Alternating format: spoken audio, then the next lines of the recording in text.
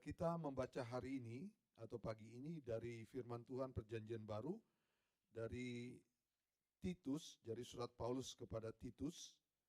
Titus pasal yang ketiga, ayat 8 sampai 11 dan ayat yang ke-14. Sekali lagi kita membuka Titus. Titus itu sebelum Filemon. Oh, yang mana Pak Filemonnya lagi? Jadi kalau kita buka Alkitab ada Tesalonika, Timotius, nanti kita ketemu Titus ya.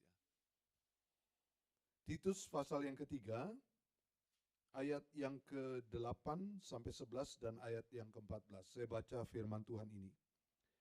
Perkataan ini benar dan aku mau supaya engkau dengan yakin menguatkannya, agar mereka yang sudah percaya kepada Allah sungguh-sungguh berusaha melakukan pekerjaan yang baik. Itulah yang baik dan berguna bagi manusia. Tetapi hindarilah persoalan yang dicari-cari dan yang bodoh, persoalan silsilah, percecokan, dan pertengkaran mengenai hukum Taurat, karena semua itu tidak berguna dan sia-sia belaka. Seorang bidat yang sudah 1-2 kali kau nasihati, hendaklah engkau jauhi. Engkau tahu bahwa orang yang semacam itu benar-benar sesat dan dengan dosanya menghukum dirinya sendiri. Ayat yang ke-14. Dan biarlah orang-orang kita juga belajar melakukan pekerjaan yang baik untuk dapat memenuhi keperluan hidup yang pokok, supaya hidup mereka jangan tidak berbuah. Demikian firman Tuhan. Tadi pagi di bawah Pak Andi bilang temanya bisa juga Pak, tidak berbuah. Ya memang dalam Alkitab ini dikatakan yang terakhir, jangan tidak berbuah. Ya kita tidak berharap bahwa kita tidak berbuah. Jadi hari ini kita merenungkan tentang hidup berbuah adalah melakukan hal yang berguna bagi orang lain. Ibu bapak dan saudara-saudara, kalau kita berbicara kehidupan iman, banyak orang berpikir kehidupan iman itu adalah pribadi. Oh, saya beriman itu berarti saya berbicara pribadi.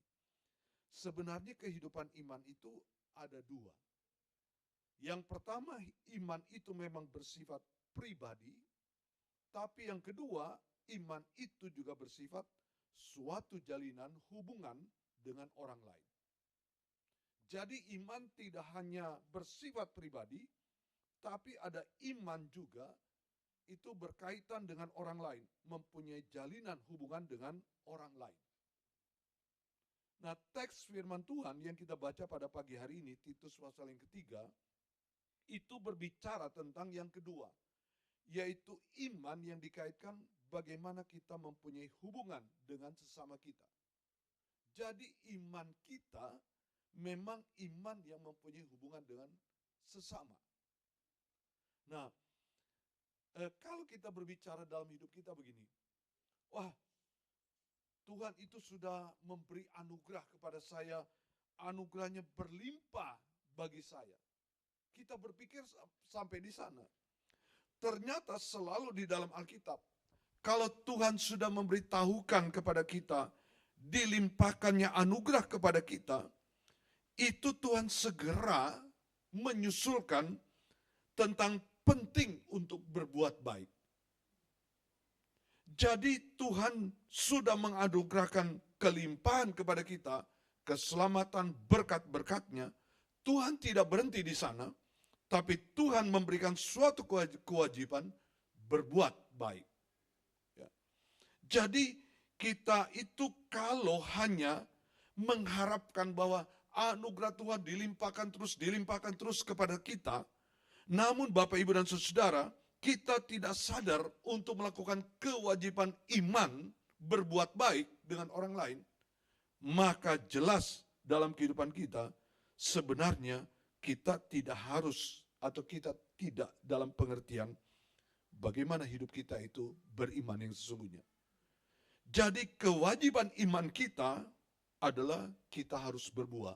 Dan berbuah itu adalah berkaitan dengan orang lain. Nah, ayat yang ke-14 dalam firman Tuhan ini ya.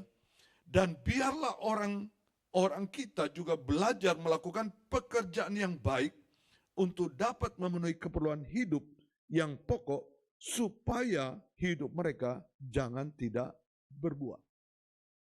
Supaya kehidupan mereka jangan tidak berbuah. Artinya supaya kehidupan mereka berbuah. Bagaimana berbuah? Yaitu melakukan pekerjaan baik dan untuk memenuhi keperluan hidup. Nanti saya akan jelaskan.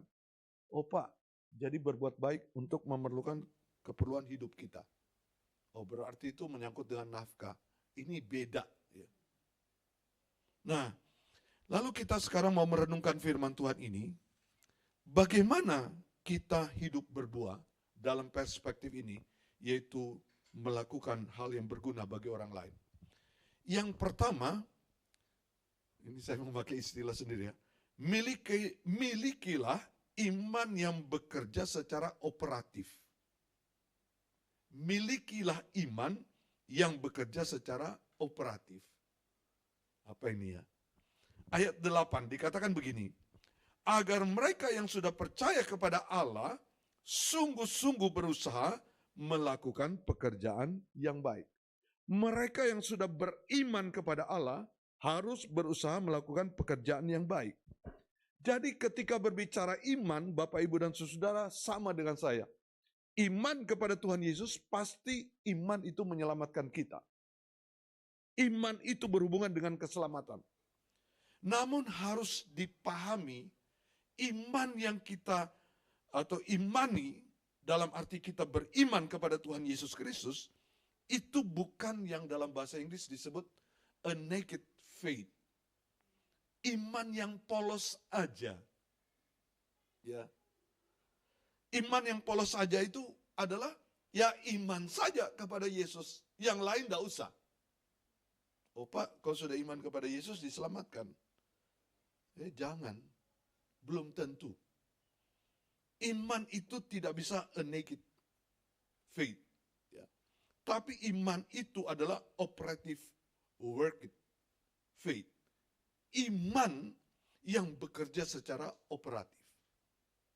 Jadi iman kita tidak bisa polos, dalam arti ya saya beriman saja. Tapi iman saya harus bekerja secara operatif dan dia menghasilkan buah kebenaran. Itu iman. Bapak, Ibu, dan Saudara, dulu saya melayani di Balikpapan, di satu gereja. Ada satu bapak itu baca Alkitabnya luar biasa. Dan ayat-ayat Alkitab itu beberapa hafal di kepalanya. Bapak ini kalau bicara dengan saya, itu bicaranya Alkitab, bicaranya firman Tuhan. Dan dia punya prinsip hidup. Saya mau sungguh-sungguh beriman kepada Tuhan, makanya saya hidup dengan Alkitab. Tapi kekurangan Bapak ini kalau diajakkan kita, kalau gereja dulu, itu ada banyak kegiatan. Ada kegiatannya keluarga, ibadah keluarga, kayak komsel. Ada ibadah daripada bapak-bapak, kaum bapak, ada juga. Ada PA. Nah, Bapak Ibu, kalau dia diajak untuk ibadah yang sama-sama itu ibadah keluarga, dia selalu bilang gini, nggak terlalu penting itu Pak. Oh gitu ya. Saya sibuk Pak, pokoknya udahlah. Saya baca Alkitab cukup Pak. Kalau diajak ada kaum bapak itu, bapak-bapak sudah jengkel sama bapak ini. Bukan dia tidak punya mobil, bukan tidak bisa pergi. Bisa, tetapi dia selalu menghindar. Nah di gereja beberapa kali saya juga membuat PA itu bentuknya ceramah gitu ya. PA. Kalau diajak, dia juga bilang, saya baik-baik saja Pak. Saya tetap beriman kepada Tuhan. Lama-lama saya jengkel ini. Saya bilang kalau Bapak mau ke gereja sini, mau berbakti di sini, Bapak harus ikut juga kegiatan itu. Kalau Bapak mau beriman sendiri, Bapak di rumah saja. Nggak usah lagi pergi gereja. Karena kalau beriman yang namanya polos seperti itu bukan iman yang sebenarnya. Iman itu kita berinteraksi satu dengan yang lain, saling menguatkan. Bapak ini mana pernah mengunjungi orang yang sakit, biar itu temannya. Dia kan mereka ini suka teman golf ya. Jadi kalau mau main golf itu berteman. Tapi kalau temannya yang segereja main golf, pemain golf itu juga sakit, nggak kunjungan. Dia nggak mikir apa-apa pokoknya. Ini urusan iman saya Pak, gitu kira-kira gitu ya. Ini iman polos begini, Bapak Ibu sendiri. Saya mau katakan, itu tidak membuktikan dia selamat. Harus ada operative work faith. Iman yang bekerja secara operatif. Itu berbuah. Ya kalau di sini kan beda ceritanya. Ada yang sakit kita kunjungi, itu luar biasa. Di sini memang tidak banyak jemaatnya. Jemaat harus bersyukur. Gembala begitu sakit gigi, gembalanya tahu. Langsung dikunjungi. Ya enggak?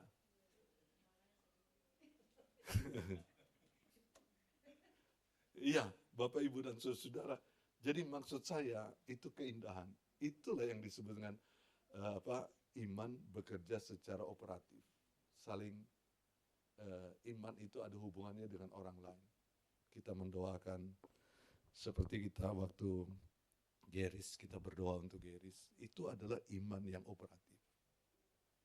Jadi jangan main-main. Ini Alkitab yang mengatakan tadi ya, bahwa itu yang harus dikerjakan. Nah, Bapak Ibu dan Saudara, jadi kalau beriman mau berbuah, jangan iman yang polos saja, a naked faith, tapi perlu iman bekerja secara operatif, hasilnya ada buah. Itu berguna bagi orang lain. Yang kedua, ini menarik, ayat yang ke-9. Itu dikatakan, atau ini kita harus menjauhkan sikap yang suka mencari-cari kesalahan dan bodoh. Ya, ayat yang ke-9 kan dikatakan demikian.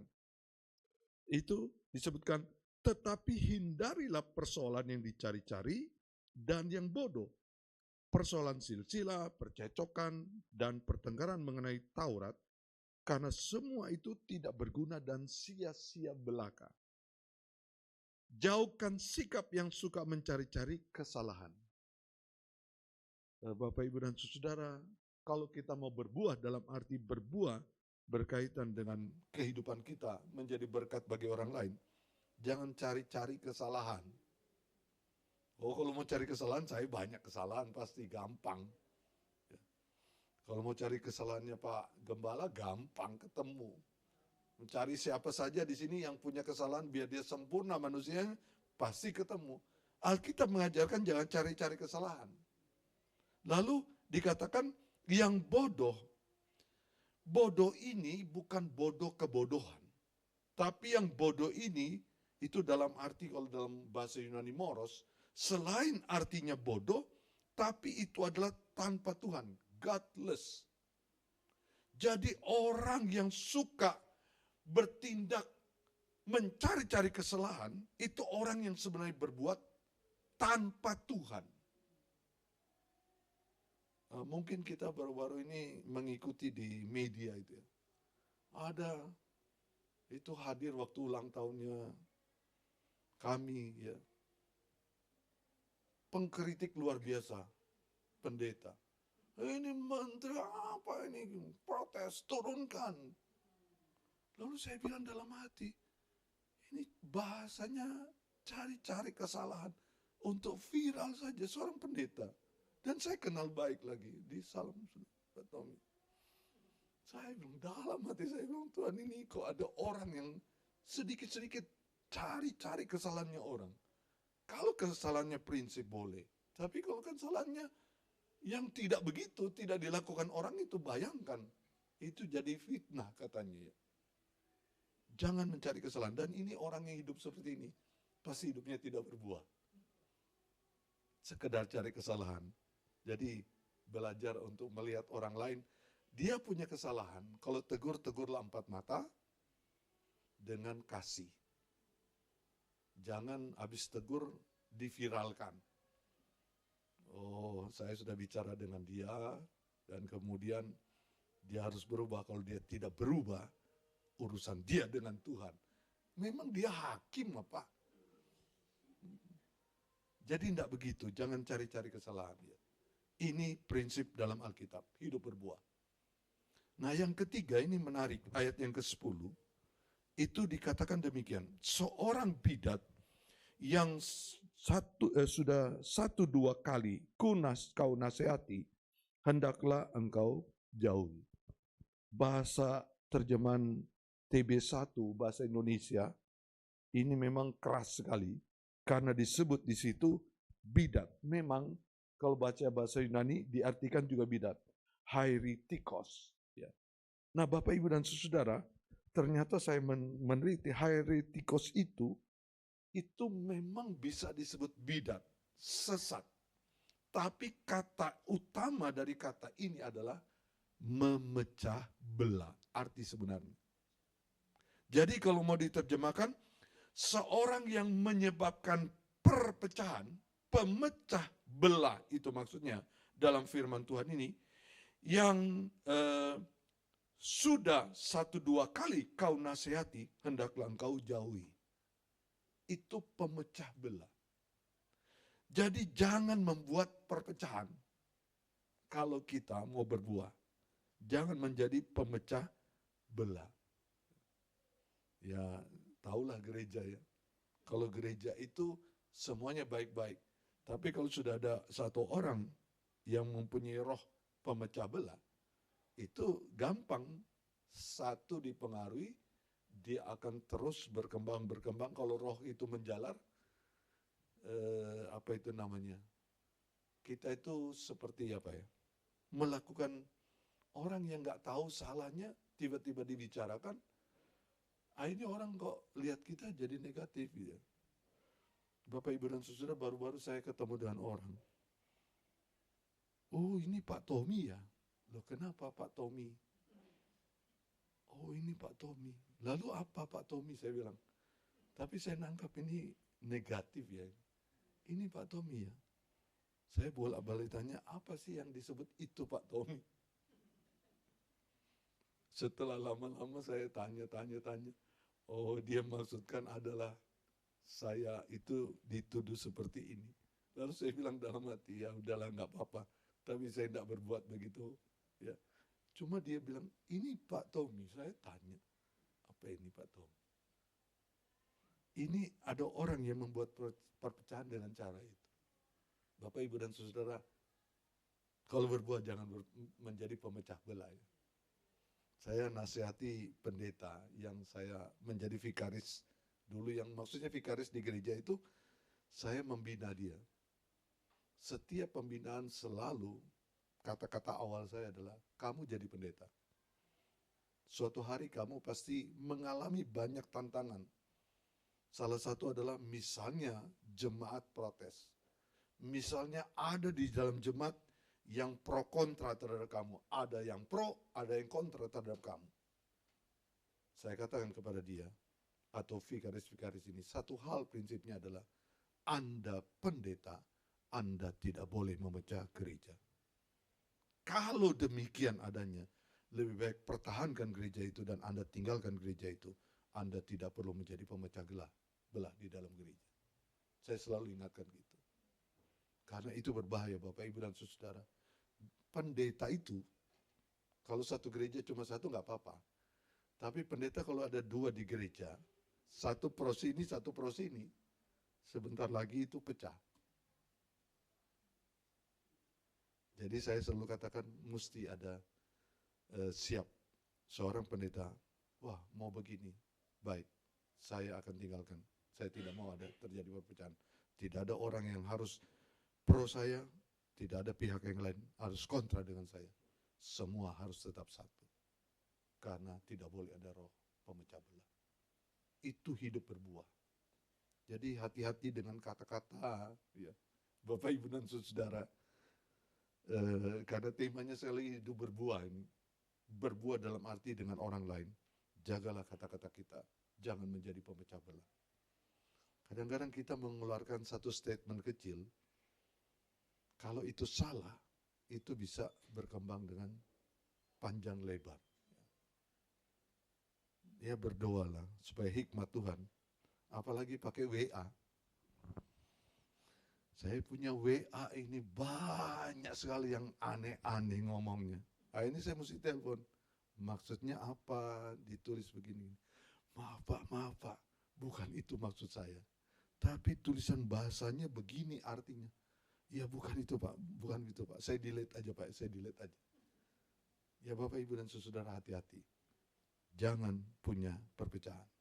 Nah sekarang nasihat dari Paulus kepada Titus yang terakhir itu adalah ayat 14 tadi. Melakukan pekerjaan baik. Saya bacakan sekali lagi firman Tuhan ini. Dan biarlah orang kita juga belajar melakukan pekerjaan yang baik untuk dapat memenuhi keperluan hidup yang pokok, supaya hidup mereka jangan tidak berbuah. Ketika ia berbicara melakukan perbuatan baik, di ayat 8 ia sudah mengatakan itu ya. Perkataan ini benar dan aku mau supaya engkau dengan yakin menguatkannya, agar mereka yang sudah percaya kepada Allah sungguh-sungguh berusaha melakukan pekerjaan yang baik. Itulah yang baik dan berguna bagi manusia. Pekerjaan yang baik, tapi di dalam ayat 8 dikatakan yang baik dan berguna bagi manusia. Mengapa di dalam ayat 14 itu digunakan kata-kata melakukan perbuatan baik untuk dapat memenuhi keperluan hidup? Ada yang salah mengerti di sini yang disebut dengan keperluan hidup. Sehingga ada orang yang menafsirkan ayat yang ke-14 ini, melakukan pekerjaan yang baik, bekerja secara baik-baik supaya keperluan hidupnya terpenuhi. Bekerjalah baik-baik supaya nafkahnya ada, kira-kira begitu. Dalam firman Tuhan itu ini tidak disebutkan atau tidak diartikan demikian. Jadi yang dimaksudkan di sini tentang memenuhi keperluan hidup itu kalau diterjemahkan seharusnya begini. Melakukan pekerjaan yang baik untuk hal penting yang dibutuhkan dan yang berguna. Hal penting yang dibutuhkan. Dibutuhkan siapa? Bukan saya saja, tapi dibutuhkan oleh orang lain. Hal penting apa? Yang berguna bagi orang lain. Jadi perbuatan baik ini bukan bersifat egosentrik, tapi perbuatan baik ini adalah dialamatkan kepada supaya itu berguna bagi orang lain. Maka tema firman Tuhan hari ini, melakukan hal yang berguna bagi orang lain, itulah hidup berbuah. Ibu bapak dan saudara adalah, saya berbuat atau melakukan pekerjaan yang baik itu karena kepentingannya adalah supaya berguna bagi orang lain. Di sini banyak positif ya. Sebentar kita makan pisang goreng. Itu tindakan berbuat yang berguna bagi yang lain. Sebentar kita makan kerupuk. Itu juga berguna bagi orang lain. Bapak pikir, Ibu, ini Pak Tommy tidak serius, ini cuma bercanda di khotbahnya. Enggak. Berbuat kecil saja, tapi itu berefek kepada orang lain. Itu berguna untuk orang lain. Saya tahu di sini itulah kehebatannya. Ada aja. Itu dilakukan. Pemusik-pemusik ini hebat mereka. Penyanyinya hebat. Setiap hari Minggu setia banget. Kalau di gereja lain kan ada pergantiannya. Saya melihat ada mukanya Pak Iwan. Ini semua selalu itu muncul. Kalau buka juga di YouTube, mereka juga ya. Tapi mereka berbuat pekerjaan yang baik untuk berguna bagi jemaat. Itu adalah hidup berbuah. Saya menghargai semua orang kok, betul. Kalau dia bekerja di dalam pekerjaan Tuhan dan itu mempunyai efek dalam jemaat, itu dia berbuat baik dan dia sudah berbuah sebenarnya. Oh Pak, saya tidak bisa berbuat baik apa? Ya nggak usah lah, tapi saya lihat tiap hari Minggu kalau selesai ibadah semuanya taruh kertas, apa itu, karton, taruh kursi disusun di atas itu juga berbuat baik. Nah ini Pak Tommy ini khotbahnya dilihat semua. Saya pegang jemaat lama Bapak Ibu. Kecil-kecilnya saya tahu gitu ya. Saya sebenarnya tahu apa yang belum dilakukan di sini, cuma saya diam-diam aja. Cuma jemaat ini luar biasa. Berbuah. Oleh karena itu Bapak Ibu dan saudara, berbuatlah pekerjaan yang baik. Yang dimaksudkan adalah hal penting yang dibutuhkan dan berguna bagi orang lain. Walaupun kecil itu berarti. Walaupun kecil itu memberikan senyuman kepada orang. Tadi saya ditawarkan kerupuk belum makan. Karena saya pikir nanti sebentar saya makan kerupuk ya. Karena itu sudah membuat senyuman. Ada yang membawa lalu diberikan kerupuk, senyum ya. Kita pun juga tersenyum dengan sukacita. Ya, Tuhan memberkati kita. Hiduplah berbuah dan